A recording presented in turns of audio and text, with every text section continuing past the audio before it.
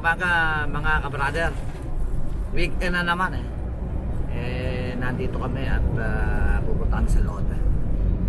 Pagpapatuloy namin yung aming mga trabaho doon para ma-develop na siya ng dahan-dahan. Ito si Utol at siyempre kami lagi magkakasama Kaya nga The Brothers, ganon. Magandang umaga. Bugbugan na naman ang katawan to, Madre Mia. Oh. Okay lang. Mga kabrother, tingnan nyo tong ano na to. Ito yung mga mobile home. Ayan.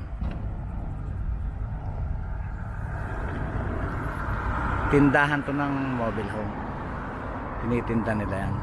Ang ganda rin ito isa sa mga pansamantalang pinaplano namin na ilagay doon Kasi ito, pag binili mo, pag binuhat mo, diretso na ron Ayan. Yan ang forma. Marami na silang design Ayan. Titingnan natin. Ito yung tindahan nila. Tinitinda talaga nila to. Tinitinda nila. Ayan. Ayan. Ganyan karami tinda nila. Ayan.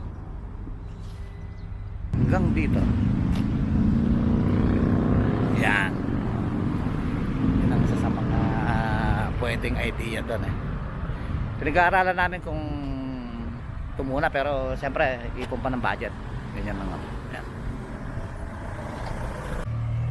Ayan. Dito kami magkarga lang kami ng gas.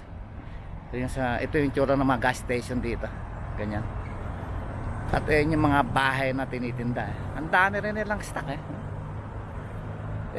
pinag-aaralan namin kung paano. Kung itong mga mobile home na to ano interesting din siya dahil nga pag binuhat, pag dinala dun sa lote, meron ka ng kubo Hindi ka na gagawa. At ready na agad. Ayan. Ito ang ating panlaban na sasakyan. Bumili kami ng yung nasa taas na yan, siya? Parang bodega siya, parang maliit na na bahay-bahayan na pwede namin paglagyan ng mga bagay, mga tools at plano din namin tawag ito maglagay ng toilet para doon sa mga babae. Yun ang isang plano. Ayun yung mga mobile home na tinitinda nila. Ang dami din nilang tinda Ito ang ating minivan.